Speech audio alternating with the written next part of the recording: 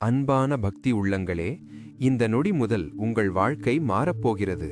ஆம், இந்த வீடியோவை முழுமையாக கேட்டு இதில் சொல்லப்பட்டுள்ள நவக்கிரகங்களின் மகிமையை புரிந்து கொள்பவர்களுக்கு அந்த 9 கோள்களின் பூரண அருள் நிச்சயமாக கிடைக்கும்.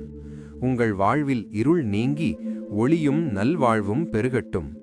பல்லாயிரம் ஆண்டுகளுக்கு முன்னால் நவீன அறிவியல் சாதனங்கள் ஏதுமில்லாத காலத்தில் நம் முன்னோர்கள் ஞானக் கண்ணால் பூமியைச் சுற்றியுள்ள 9 முக்கிய கோள்களை கண்டறிந்தார்கள். அவர்கள் வெறும் கோள்களாக மட்டும் பார்க்கவில்லை, மனிதனின் பிறப்பு முதல் இறப்பு வரை ஒவ்வொரு நொடியையும் தீர்மானிக்கும் சக்திகளாக கண்டார்கள். அதனால்தான் நவக்கிரகங்களை சிலையாக வடித்து ஆலயங்களில் பிரதிஷ்டை செய்து வழிபட்டு வந்தார்கள். இந்த 9 கிரகங்களும் யார்? சாதாரண மனிதர்களா அல்லது கடவுள்களா? இவர்களுக்கு இந்த பதவி எப்படி வந்தது? இவர்களின் குடும்பம் யார்? போன்ற பல ஆச்சரியமூட்டும் ரகசியங்களை இந்த ஒரே வீடியோவில் தத்ரூபமாக காணப்போகிறோம். நீங்கள் இன்னும் நம்ம சேனலை சப்ஸ்கிரைப் செய்யவில்லை என்றால் உடனே சப்ஸ்கிரைப் செய்து அந்த பெல் ஐகானையும் கிளிக் செய்யுங்கள். இப்போது நவக்கிரகங்களின் உலகத்திற்குள் செல்லலாம். ஒவ்வொரு மனிதனும் செய்யும் பாவம் மற்றும் புண்ணியத்திற்கு ஏற்ப சரியான நேரத்தில் சரியான பலன்களை கொடுத்து அவனை நல்வழிப்படுத்த இறைவனால் நியமிக்கப்பட்ட 9 நீதிபதிகள்தான் இந்த நவக்கிரகங்கள். சூரிய பகவான், ஒளியின் பிறப்பு. முதலில் நவக்கிரகங்களின் அரசனான சூரிய பகவானை பற்றி பார்ப்போம். இவரின் பிறப்பு பற்றி 2 வியக்கத்தக்க புராண கதைகள் உள்ளன. கதை 1, மார்க்கண்டேய புராணம். மும்மூர்த்திகளில் ஒருவரான விஷ்ணுவின் தொப்புள் கொடியிலிருந்து பிறந்த பிரம்மா இந்த உலகங்களை படைக்க தொடங்கினார். ஆனால் 14 உலகங்களும் காரிருளில் மூழ்கிக் கிடந்தன. அந்த இருளை போக்க விஷ்ணு பகவான் ஓம் என்ற பிரம்மாண்டமான பேரொளியை உருவாக்கினார். அந்த தெய்வீக ஒளியிலிருந்து பிரகாசமாக தோன்றியவர்தான் சூரிய பகவான். கதை 2, சூரிய புராணம். பிரம்மா தன் படைப்பு தொழிலுக்காக சப்தரிஷிகளை உருவாக்கினார். அவர்களில் மாரீச்சி முனிவரின் மகன்தான் கஸ்யபர். இவருக்கு 13 மனைவிகள். மூத்த மனைவியான அதிதி தேவிக்கு மகனாக பிறந்தவர்தான் இந்த சூரிய தேவன். சூரியன் சிவபெருமானை நோக்கி மிக கடுமையான தவம் புரிந்தார். அந்த தவத்தின் பலனாக நவக்கிரகங்களிலேயே முதன்மையானவராகும் மகாவரத்தை பெற்றார். பின்னர் விஸ்வகர்மாவின் மகளான சந்தியாதேவியை மணம் முடித்தார். இவர்களுக்கு யமன் மற்றும் யமுனா தேவி என்ற பிள்ளைகள் பிறந்தன.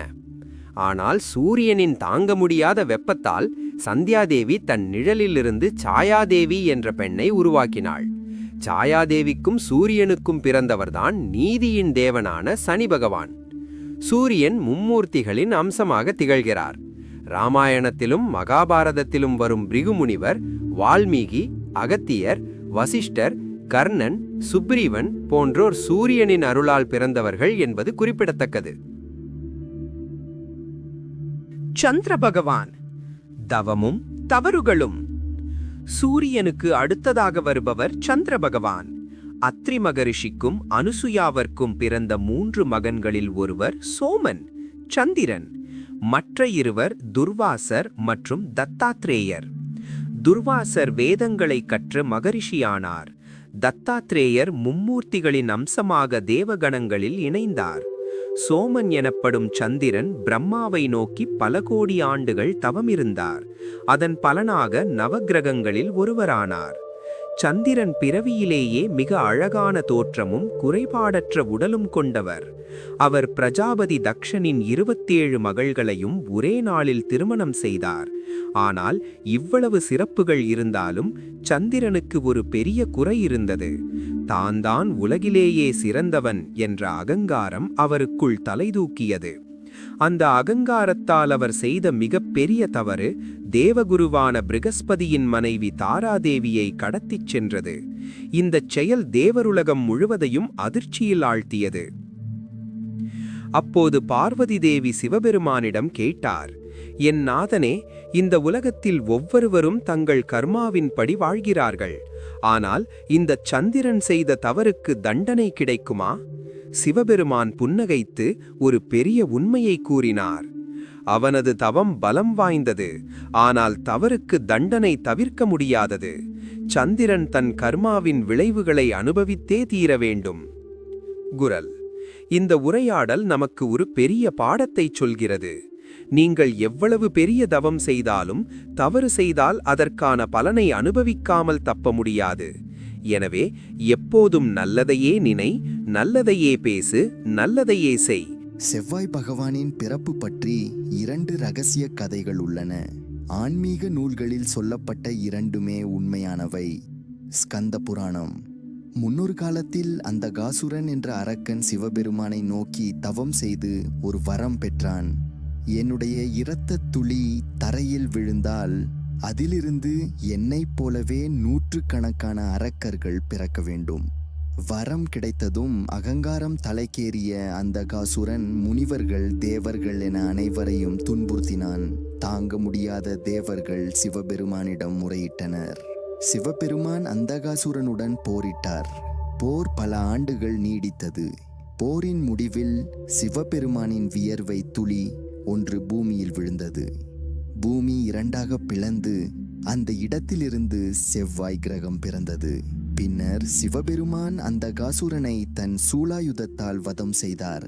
அரக்கனின் உடலிலிருந்து சிந்திய இரத்த துளிகளை அவை பூமியில் விழுந்து இன்னும் அரக்கர்கள் பிறக்காமல் இருக்க செவ்வாய் கிரகம் அப்படியே உள்வாங்கியது.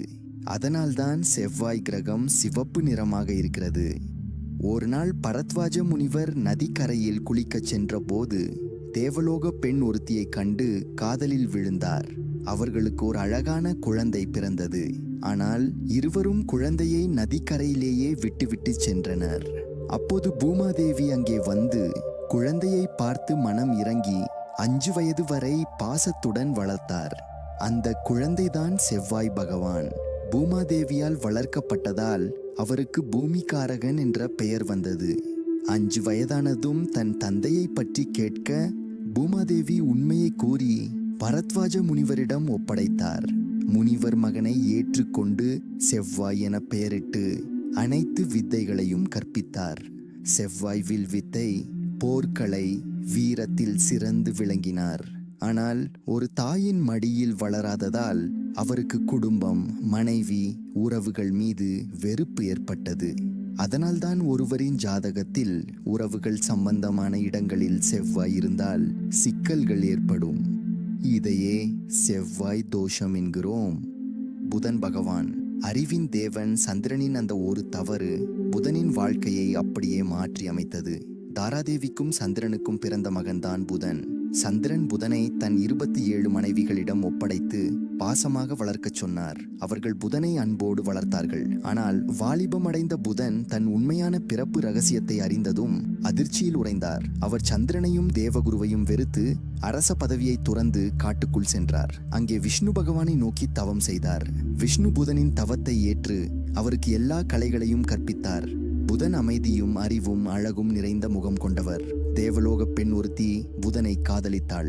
ஆனால் புதன் எனக்கு நடந்தது போல் இன்னொரு குழந்தைக்கு நடக்கக்கூடாது என்று திருமணத்தை மறுத்தார். கோபமடைந்த அவள் புதனை திருநங்கையாக மாறச் சாபமிட்டாள். புதன் கலங்காமல் சிவபெருமானை நோக்கி தவம் செய்தார். சிவபெருமான் புதனின் சாபத்தை நீக்கி அவரை நவகிரகங்களில் ஒருவராக நியமித்தார். அனைத்து கலைகளுக்கும் அதிபதியாக்கினார். புதன் தீய கிரகங்களின் தோஷங்களை நீக்கி நன்மைகளை தரும் சக்தி படைத்தவர். அங்கிரச முனிவருக்கும் வசுதா தேவிக்கும் பிறந்த மகன்களில் ஒருவர் குரு பகவான். அறிவில் சிறந்த இவர் தேவர்களின் குருவாக திகழ்கிறார். நுண்ணறிவால் பிரகஸ்பதி, ஞான தலைவன் என்ற பெயர் பெற்றார். காசியில் சிவபெருமானை நோக்கி பல ஆண்டுகள் தவம் செய்தார். சிவபெருமான் மகிழ்ந்து அவருக்கு 2 பெரும் பதவிகளை வழங்கினார். 1 தேவர்களின் குரு, 2 நவகிரகங்களில் ஒருவர். அதனால்தான் அவரை குரு பகவான் என்றும் தேவகுரு என்றும் அழைக்கிறோம். குரு பகவானுக்கு தாராதேவி மற்றும் சந்திராதேவி என 2 மனைவிகள். அவர்களுக்கு யமகண்டன், கச்சா, கேசரி என்ற 3 மகன்கள் உள்ளனர். சுக்கிர பகவான். அசுரர்களின் குருமிருகு முனிவருக்கும் காவிய மாதாவிற்கும் பிறந்த மகன்தான் சுக்கராச்சாரியார். ஒரு காலத்தில் விஷ்ணு பகவான் தன் தாயின் தலையை வெட்டிய சம்பவம் இவருக்கு மிகுந்த வேதனையை ஏற்படுத்தியது. அதனால் விஷ்ணுவை அவருக்கு பிடிக்கவில்லை. சுக்கராச்சாரியார் பிரகஸ்பதியை விட அதிக திறமைசாலி. ஆனால் அங்கீரச முனிவர் பிரகஸ்பதியை தேவகுருவாக நியமித்ததால் சுக்கராச்சாரியார் அசுரர்களுக்கு குருவானார். அவர் சிவபெருமானின் வயிற்றில் 1000 ஆண்டுகள் தவம் செய்தார். அதன் பயனாக சிவபெருமான் அவரை நவகிரகங்களில் சுக்கிர பகவான் என நியமித்தார். மகாபலி அரசனை அழிக்க வந்த விஷ்ணுவை தடுக்க முயன்ற போது விஷ்ணு இவரின் ஒரு கண் பார்வையை பறித்தார். அதனால் சுக்கிர பகவான் ஒரு கண் இல்லாமல் இருக்கிறார். சனி பகவான் சூரியனுக்கும் சாயாதேவிக்கும் பிறந்த மகன். நவகிரகங்களில் ஈஸ்வரன் பட்டம் பெற்றவர். சூரியனுக்கு பிறகு சனி மற்றும் குரு இருவரும் பெரிய கிரகங்களாக கருதப்படுகிறார்கள். சனி பகவான் தன் பெரியம்மா சந்தியாதேவியுடன் ஏற்பட்ட சண்டையில் அவளை காலால் உதைத்தார். இதை கண்ட யமதர்மன் கோபமடைந்து சனியின் ஒரு காலை வெட்டி ஊனமாக்கினார். அதனால்தான் சனி பகவான் ஒரு கால் ஊனமாக இருக்கிறார். ராகு மற்றும் கேது சதியின் விளைவுகள் கஷ்யபர் முனிவருக்கும் திதி தேவிக்கும் பிறந்த அசுர மகன் ஸ்வர்பானு. தேவர்களும் அசுரர்களும் பார்க்கடலை கடைந்து அமிர்தத்தை எடுத்தனர். விஷ்ணு மோகினி அவதாரமாக வந்து அமிர்தத்தை மேல்பாதி தேவர்களுக்கும் கீழ்ப்பாதி அசுரர்களுக்கும் என பிரித்தார். மோகினியின் அழகில் மயங்கிய இரு தரப்பும் அதை ஏற்றனர். ஆனால் மோகினி தேவர்களுக்கு மட்டும் அமிர்தத்தை அதிகமாக வழங்கினாள். அந்த மாய வலையில் சிக்காத ஒரே அசுரன் ஸ்வர்பானு ஏதோ சதி நடக்கிறது என்று உணர்ந்து அவன் தேவரைப் போலவே உருவமெடுத்து அவர்களிடையே புகுந்து அமிர்தத்தை குடித்தான்.